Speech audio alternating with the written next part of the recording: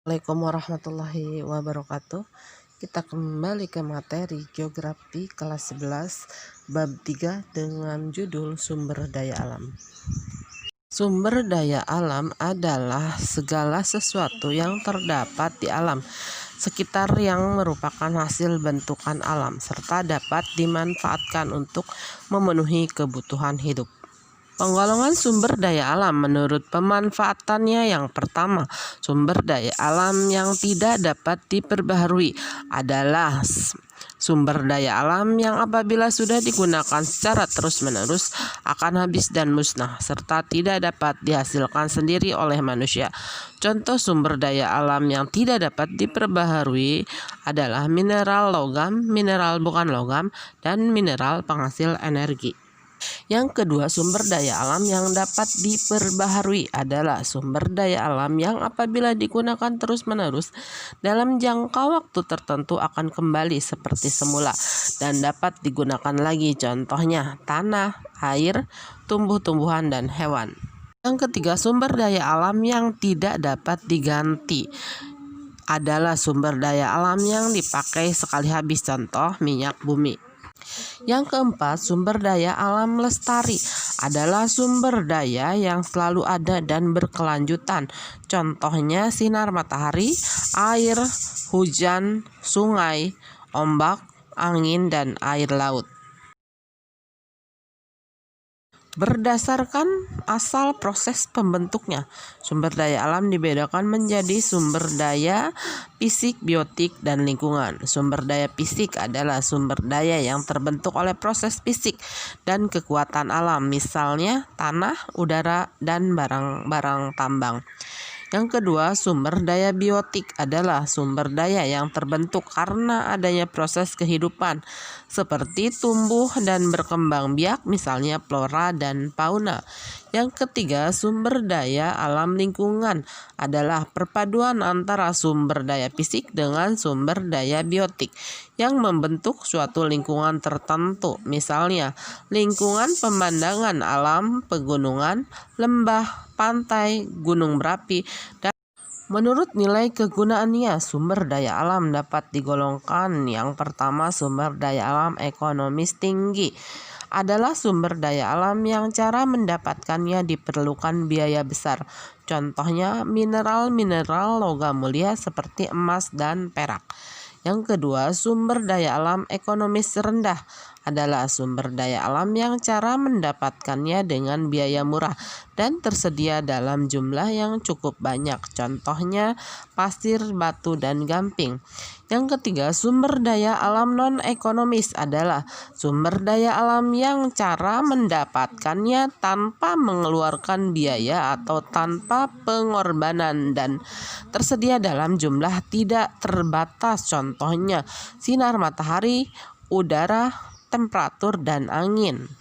Kegiatan pertanian yang berkelanjutan. Pertanian berkelanjutan ialah suatu gerakan pertanian dengan memakai prinsip ekologi, studi hubungan antara organisme serta aspek lingkungannya.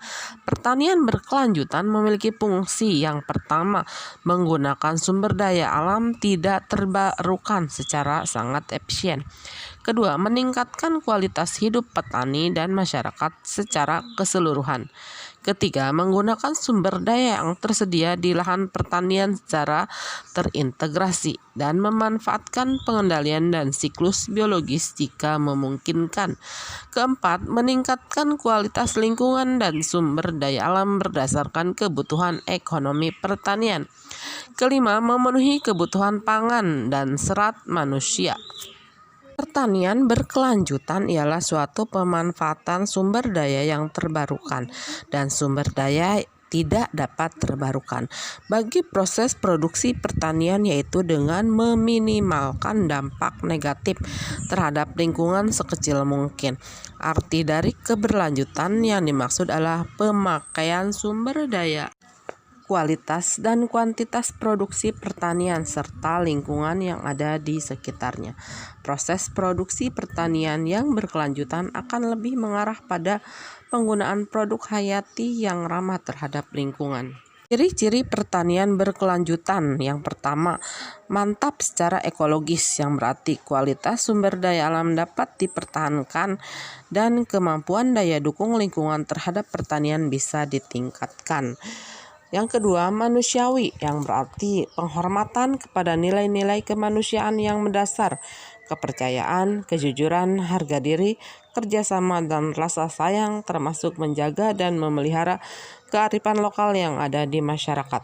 Ketiga, luwes, yang berarti kemampuan adaptasi masyarakat pedesaan terhadap perubahan kondisi usaha tani seperti populasi yang bertambah, kebijakan permintaan pasar, dan teknologi pertanian yang berkembang.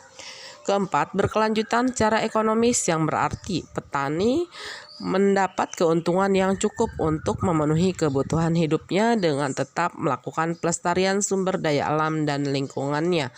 Kelima, adil, terpenuhinya kebutuhan dasar semua anggota masyarakat terutama kaum petani, termasuk dalam usaha pengelolaan lahan pertanian, usaha memperoleh kemudahan modal, usaha termasuk kemudahan memperoleh bantuan teknis dari pemerintah. Beberapa kegiatan dari pertanian yang berkelanjutan. Yang pertama, konservasi lahan. Beberapa metode yang termasuk ke dalam konservasi lahan adalah penanaman alur, mengurangi atau tidak melakukan pembajakan lahan, dan pencegahan tanah hilang baik oleh erosi angin maupun erosi air. Kegiatan konservasi lahan dapat berupa: yang pertama, menanam pohon-pohon dan semak untuk menstabilkan tanah. Yang kedua, membuat jalur-jalur konservasi. Yang ketiga, melakukan terasering. Yang keempat, membangun dam guna sebagai penahan erosi. Yang kedua, menjaga kualitas air lahan basah. Konservasi serta perlindungan sumber daya air adalah komponen vital dalam pertanian. Dalam melakukan kegiatan-kegiatan pertanian, kadang kurang memperhatikan kualitas air. Lahan basah berperan penting dalam melakukan penyaringan nutrisi atau pupuk anorganik dan pestisida.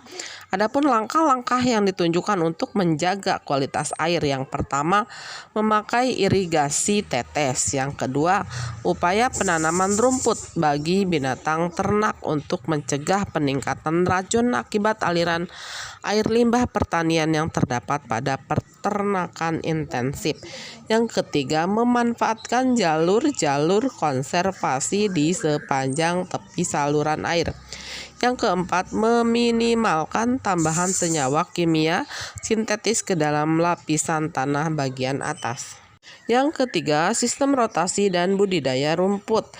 Sistem pengelolaan budidaya rumput intensif terbaru ialah dengan cara memberikan ruang bagi binatang ternak di luar areal pertanian pokok yang ditanami rumput berkualitas tinggi, dan secara tidak langsung dapat menurunkan biaya pemberian pakan.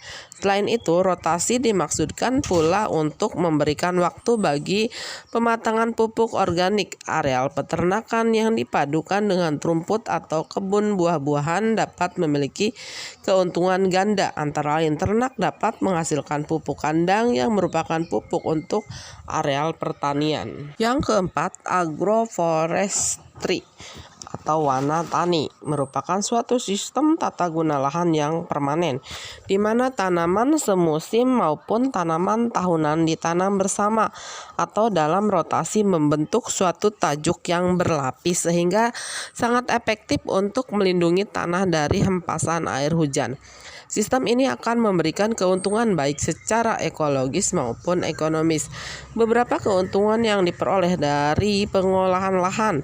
Yang pertama, dapat diperoleh secara berkesinambungan hasil tanaman-tanaman musiman dan tanaman-tanaman tahunan. Yang kedua, dapat dicegah terjadinya serangan hama secara total yang sering terjadi pada tanaman satu jenis. Yang ketiga, keanekaan jenis tanaman yang terdapat pada sistem agroforestry memungkinkan terbentuknya stratifikasi tajuk yang mengisi ruang secara berlapis ke arah vertikal. Adanya struktur stratifikasi tajuk seperti ini dapat melindungi tanah dari hempasan air hujan. Yang kelima, pemasaran. Peningkatan pemasaran adalah suatu upaya untuk mendapatkan keuntungan yang lebih baik. Beberapa antara lain, yang pertama, pemasaran langsung melalui surat permintaan pasar, petani, restoran lokal, supermarket, dan kios-kios pasar tradisional. Yang kedua, memanfaatkan bisnis usaha kecil, produk lokal sebagai bahan mentah makanan olahan. Yang keenam, pengendalian hama terpadu.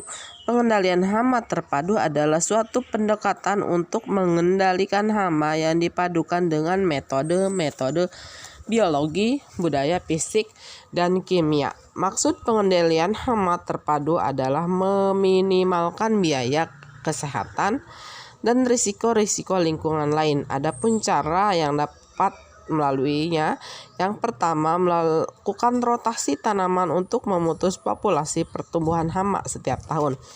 Yang kedua, penggunaan serangga, reptil, atau binatang-binatang lain yang diseleksi untuk mengendalikan hama atau dikenal musuh alami hama, seperti burung digunakan untuk memakan hama belalang.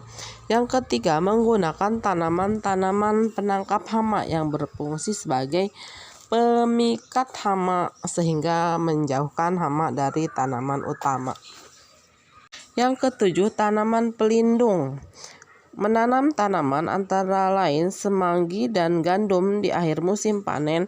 Tanaman sayuran atau sereal dapat memberikan manfaat termasuk menekan pertumbuhan gulma, pengendalian erosi, dan meningkatkan nutrisi dan kualitas tanah. Kriteria sistem pertanian berkelanjutan. Yang pertama, keberlanjutan secara ekonomi. Dalam hal keberlanjutan ekonomi ini, sebagian besar petani kita belum stabil secara ekonomi dalam pengelolaan pertaniannya.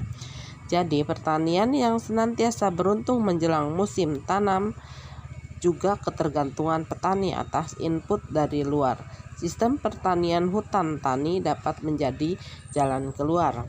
Yang kedua, keberlanjutan ekologis ialah usaha mengembangkan ekosistem agar memiliki kemampuan untuk bertahan dalam kurun waktu yang lama melalui pengelolaan terpadu untuk memelihara dan mendorong peningkatan sumber daya alam yang ada. Sering kita jumpai petani kita menyemprot pestisida buatan pabrik meskipun pada kondisi tidak ada hama. Seolah ada ketakutan yang dalam jika tidak disemprot, pastilah akan kena serangan hama. Di samping itu, kebiasaan menyemprot pestisida secara tak terukur ini akan menghasilkan tumbuhnya kekebalan pada hama yang selamat. Lalu generasi hama berikutnya sudah tidak mempan lagi disemprot dengan dosis yang sama atau pestisida yang sama. Dan pertambangan berkelanjutan. Usaha pertambangan merupakan kegiatan untuk mengoptimalkan pemanfaatan sumber daya alam, tambang bahan galian yang terdapat dalam bumi Indonesia. Dalam Undang-Undang Nomor 4 Tahun 2009 tentang Pertambangan Mineral dan Batu Bara, Pasal 1 Butir 1 disebutkan, pertambangan adalah sebagian atau seluruh tahapan kegiatan dalam rangka penelitian, pengelolaan, dan penguasaan mineral atau batu bara yang meliputi penyelidikan umum, eksplorasi, studi kelayakan, konstruksi, penambangan, pengolahan, dan pemurnian, pengangkutan dan penjualan, serta kegiatan pasca tambang. Usaha pertambangan bahan galian dibedakan menjadi yang pertama, penyelidikan umum adalah tahapan kegiatan pertambangan untuk mengetahui kondisi geologi regional dan induksi adanya mineralisasi. Yang kedua, eksplorasi adalah tahapan kegiatan usaha pertambangan untuk memperoleh informasi secara terperinci dan teliti tentang lokasi, bentuk, dimensi, sebaran, kualitas, dan sumber daya yang terukur dari bahan galian, serta informasi mengenai lingkungan sosial dan lingkungan hidup. Yang ketiga, operasi produksi adalah tahapan kegiatan usaha pertambangan yang meliputi konstruksi, penambangan, pengolahan, pemurnian, termasuk pengangkutan dan penjualan, serta sarana pengendalian dampak lingkungan sesuai dengan hasil studi kelayakan. Yang keempat, konstruksi adalah kegiatan usaha pertambangan untuk melakukan pembangunan seluruh fasilitas operasi produksi, termasuk pengendalian dampak lingkungan. Yang kelima, penambangan adalah bagian kegiatan usaha pertambangan untuk memproduksi mineral dan atau batu bara dan mineral ikutannya. Yang keenam, pengolahan dan pemurnian adalah kegiatan usaha pertambangan untuk meningkatkan mutu mineral dan atau batu bara serta untuk memanfaatkan dan memperoleh mineral ikutan. Yang ketujuh, pengangkutan adalah kegiatan usaha pertambangan untuk memindahkan mineral dan atau batu bara dari daerah tambang dan atau tempat pengolahan dan pemurnian sampai tempat penyerahan. Yang kedelapan, penjualan adalah kegiatan usaha pertambangan untuk menjual hasil pertambangan mineral atau batu bara. Baik, kali ini kita cukupkan, sampai bertemu di materi selanjutnya. Wassalamualaikum warahmatullahi wabarakatuh.